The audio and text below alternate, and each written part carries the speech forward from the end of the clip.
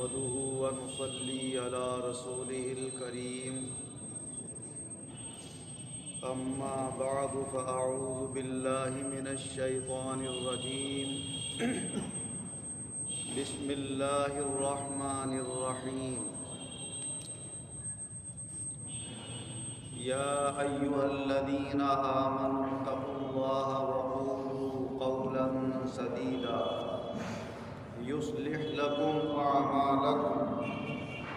ويغفر لكم ذنوبكم ومن يطع الله ورسوله فقد فاز فوزا عظيما۔ اللہ تبارک و تعالی اپنے کلام عظیم میں ارشاد فرما رہا ہے، اے ایمان والو اللہ سے ڈرو اور سیدھی سچی بات کہا کرو۔ اللہ تعالیٰ تمہارے اعمال کو درست فرما دے گا، تمہارے گناہوں کی مغفرت فرما دے گا، اور جو اللہ اور اس کے رسول کے کہنے پر چلتا ہے تو وہ بہت بڑی کامیابی حاصل کر لیتا ہے۔ اللہ تبارک و تعالیٰ نے جگہ جگہ ایمان والوں کو یہ حکم دیا ہے اپنے کلام عظیم میں کہ اللہ سے ڈرو، اللہ سے ڈرو، اور کہیں کہیں سارے انسانوں کو مخاطب فرمایا ہے کہ اے لوگو اللہ سے ڈرو، اے انسانوں اللہ سے ڈرو۔ اس لیے کہ اگر ایمان والوں کے دل میں اللہ کا ڈر پیدا ہو جائے تو حضور صلی اللہ علیہ وسلم کی ایک عظیم امت حق کے راستے پر مضبوطی سے قائم ہو، اور اللہ کے خوف کی وجہ سے وہ کوئی عمل ایسا نہ کریں کہ جس سے اپنا دنیا یا آخرت کا نقصان ہو یا کسی دوسرے کو تکلیف پہنچے۔ تو دنیا کا بہت بڑا حصہ امن و سکون اور چین اور عافیت کا گہوارہ بن جائے۔ اس لیے کہ دنیا کے بہت بڑے حصے میں وہ لوگ آباد ہیں جو ہمارے نبی حضور صلی اللہ علیہ وسلم پر ایمان رکھتے ہیں، اور کبھی کبھی ان کی آپس کی لڑائیاں بھی اتنی بڑی ہوتی ہیں کہ اس سے نہ جانے کتنی جانوں کے نقصان ہو جاتے ہیں، کتنے مالوں کے نقصان ہو جاتے ہیں، کتنے ملکوں کے اندر چین سکون اور امن ضائع ہو جاتا ہے۔ اگر یہی اللہ سے ڈرنے لگیں تو دنیا کا بہت بڑا حصہ امن اور سکون کا گہوارہ بن جائے۔ حضور نبی اکرم صلی اللہ علیہ وسلم کے زمانے میں آپ کے صحابہ رضی اللہ عنہم اللہ سے ڈرنے والے تھے، اور حضور صلی اللہ علیہ وسلم ان کو وقتاً فوقتاً اپنے رب تبارک و تعالیٰ کا خوف دلاتے رہا کرتے تھے۔ اس لیے صحابہ رضی اللہ عنہم کا جو دور پایا جاتا ہے وہ بہت بڑے چین سکون اور اطمینان کا دور پایا جاتا ہے۔ حضرت ابو ذر غفاری رضی اللہ عنہ روایت فرماتے ہیں کہ حضور صلی اللہ علیہ وسلم نے ارشاد فرمایا، میں وہ چیزیں دیکھتا ہوں جو تم نہیں دیکھتے، اور میں وہ کچھ سنتا ہوں جو تم نہیں سنتے۔ فرمایا آسمان میں سے ہر وقت چر چر کی آواز آتی رہتی ہے، اور فرمایا کیوں نہ آئے، اس کا حق بنتا ہے کہ وہ اس طرح چر چر کی آواز نکالے۔ فرمایا قسم ہے اس ذات کی کہ میری جان جس کے قبضے میں ہے، آسمانوں میں 4 انگل جگہ بھی اتنی باقی نہیں ہے کہ جہاں اللہ کا کوئی فرشتہ سر جھکائے ہوئے اللہ کو سجدہ نہ کر رہا۔ ہر حصے کے اوپر اللہ کا کوئی نہ کوئی فرشتہ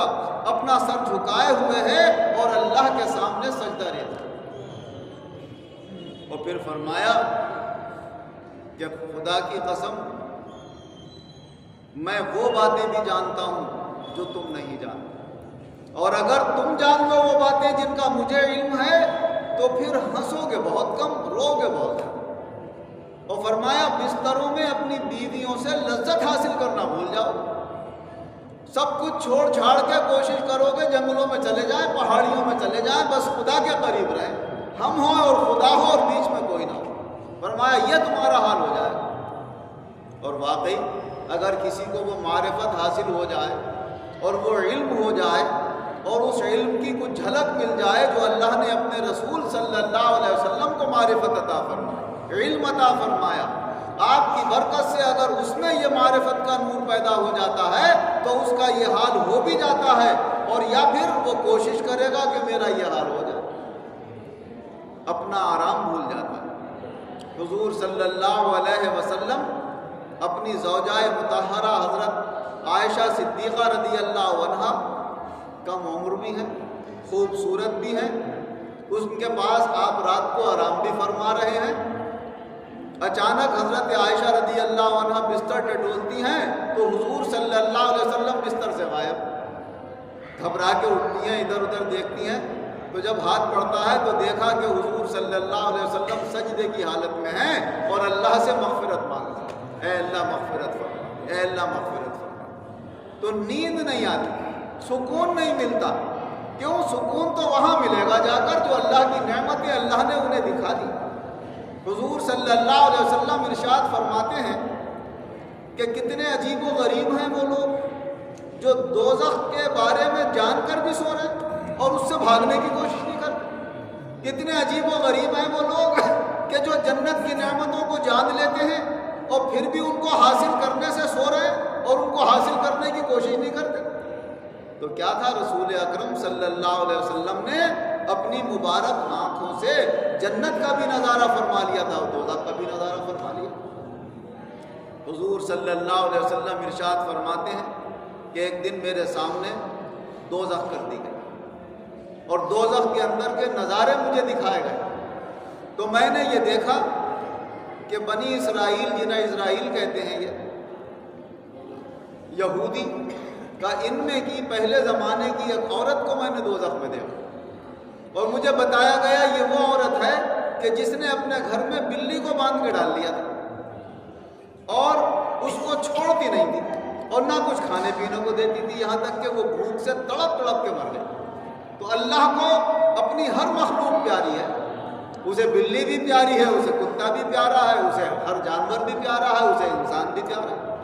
اپنی اپنی زندگی گزارتے رہو، اللہ ظلم کو برداشت نہیں کرتا ہے کسی کے۔ اگر اتنا بھی ظلم جانور پہ بھی ہوا تو اللہ نے برداشت نہیں کیا، وہ فرمایا اس وجہ سے اس کو دوزخ میں ڈال دیا کہ اگر اسے کھانے کو نہیں دے رہی تھی کم سے کم کھلا چھوڑ دیتی کہ وہ کیڑے مکوڑے کھا کے اپنا پیٹ پال لیتی، اپنی زندگی گزار لیتی، مگر تڑپا تڑپا کے مارنا یہ اللہ کو پسند نہیں ہے، چاہے کسی جانور کو ہی کیوں نہ مارا جائے۔ اسی لیے حضور نبی اکرم صلی اللہ علیہ وسلم نے یہ دیکھا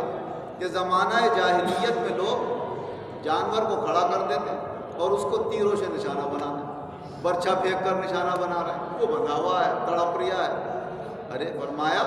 اگر تمہیں اللہ نے تمہارے لیے اس کا گوشت کھانا حلال کیا ہے تو ستانا حلال تھوڑے کیا۔ فرمایا جس جانور کو تم اپنے قبضے میں لیے ہوئے ہو، تمہارے قبضے میں مارنے کی کیا ضرورت ہے؟ اسے مارا تو اس جانور کو جائے گا جنگل میں، اگر آپ کو شکار کرنا ہے، کچھ کرنا ہے، جن کا تمہارے لیے گوشت حلال کر دیا ہے کہ جو تمہارے قبضے میں نہیں، جب قبضے میں ہے تو پھر اس کے ساتھ یہ سلوک کیسا؟ تو اس لیے حضور صلی اللہ علیہ وسلم نے جب دوزخ کا نظارہ آپ کے سامنے کیا گیا تو آپ نے ملاحظہ فرما لیا کہ وہاں پر ایک ظالمہ کے ساتھ وہی سلوک ہو رہا ہے جو اس نے دنیا میں اللہ کی ایک مخلوق کے ساتھ سلوک کیا۔ اگر لوگوں کو یہ دوزخ کی حقیقت معلوم ہو جائے تو پھر دنیا میں یہ ظلم و ستم کیوں، یہ ایک دوسرے پر زیادتیاں کیوں ہوں؟ زیادتیاں یوں ہو رہی ہیں کہ پوری طرح اس دوزخ کا یقین نہیں ہے کہ مرنے کے بعد یہ بھی ہو سکتا ہے کہ ظلم و ستم کا نتیجہ وہاں پر یہ دیکھنا پڑے۔ تو فرمایا حضور صلی اللہ علیہ وسلم نے کہ میں نے دوزخ میں عمرو بن عامر لوہی کو بھی دیکھا کہ جس نے سب سے پہلے سانڈ چھوڑنے کا رواج قائم کیا، سیب السوائبہ، جس نے بہت سارے جانور کھلے عام چھوڑ دیے جاتے ہیں آزاد کہ ان کا کوئی مالک نہیں رہتا، جدھر چاہے گھومیں، جدھر چاہے کھائیں، کوئی روک نہیں ہے، نہ ان پر کوئی سواری کرے گا، نہ انہیں کوئی پکڑے گا، نہ کچھ کرے گا۔ فرمایا یہ سب سے پہلے رواج اس نے قائم کیا تھا۔ اس وجہ سے دنیا میں جو برائی کی بنیاد رکھتا ہے تو جب تک اس برائی کے اوپر لوگ عمل کرتے رہیں گے وہ سب تو گناہگار ہوں گے، لیکن ان سب کا گناہ اس کے اوپر پڑے گا جس نے وہ برائی ایجاد کی تھی۔ تو فرمایا اس وجہ سے اس کا یہ حال ہے دوزخ میں کہ دوزخ کی آگ نے اس کے پیٹ کو پھاڑ دیا ہے، آنتیں باہر نکلی ہوئی ہیں اور اپنی آنتوں کو گھسیٹتا ہوا گھوم رہا ہے دوزخ کے اندر۔ فرمایا یہ نظارہ میں نے دیکھا۔ تو جس کو یہ نظارہ دکھا دیا گیا دوزخ کا، جنت کے نظارے دکھا دیے گئے، جیسے کہ بتایا گیا تھا آپ کو سورج گرہن کے موقع پر جو حضور صلی اللہ علیہ وسلم نے نماز پڑھی تھی، تو آپ کے سامنے جنت بھی کر دی گئی، آپ کو اس میں جنت کے اندر کھجور اس کے انگور کے خوشے بھی نظر آئے اور آپ نے توڑنے کا بھی ارادہ کیا تھا۔ تو جب انگور کے خوشے تک آپ کی نظر کے سامنے آ گئے تو آپ نے دیکھ لیا کہ اللہ تعالیٰ نے جنت میں کیا نعمتیں رکھی ہیں ہمارے لیے۔ اور یہ دنیا کی چند روزہ زندگی جس کی جتنے سال کی بھی ہے، ایک نہ ایک دن اسے یہاں سے چھوڑ کر جانا ہے، اور جب چھوڑ کر جانا ہے تو وہیں پر پہنچنا ہے۔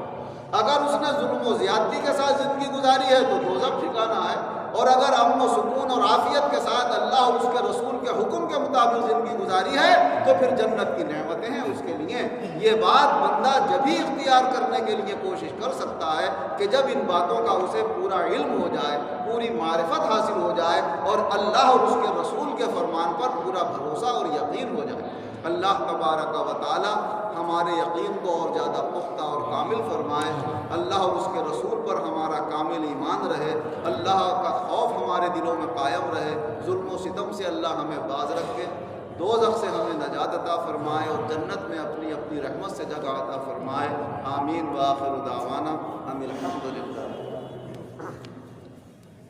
الحمدللہ رب العالمین والعاقبۃ للمتقین والصلاة والسلام علی خیر خلقہ محمد وآلہ واصحابہ اجمعین۔ اے اللہ ہمارے گناہوں کو معاف، آئندہ گناہوں سے بچنے کی توفیق عطا فرما، جو بیمار ہیں انہیں شفا عطا فرما، جو قرض دار ہیں انہیں قرضوں سے نجات عطا فرما، جو بے روزگار ہیں انہیں اچھے روزگار عطا فرما، جو برسر روزگار ہیں ان کے روزگاروں میں خیر و برکت و ترقی عطا فرما، اپنی سب مخلوق پر رحم و کرم فرما، خاص طور سے ایمان والوں پر رحم کرنا، ایمان والوں کو اپنے ایمان کی طرف غور و فکر کرنے کی اور اس کے مطابق بہتر عمل کرنے کی توفیق عطا فرما، ہر جگہ ہمارے جان مال عزت آبرو دین و ایمان کی، دینی دنیاوی حقوق کی، دینی دنیاوی نعمتوں کی حفاظت فرما، ظالموں کو دفع فرما، ایمان و عزت کے ساتھ ہم سب مسلمانوں کو زندہ رکھ، ایمان و عزت کے ساتھ بآسانی ہمارا خاتمہ فرما، اور ایمان و عزت کے ساتھ آخرت میں اپنے مقبول بندوں کے ساتھ ہمارا حشر فرما۔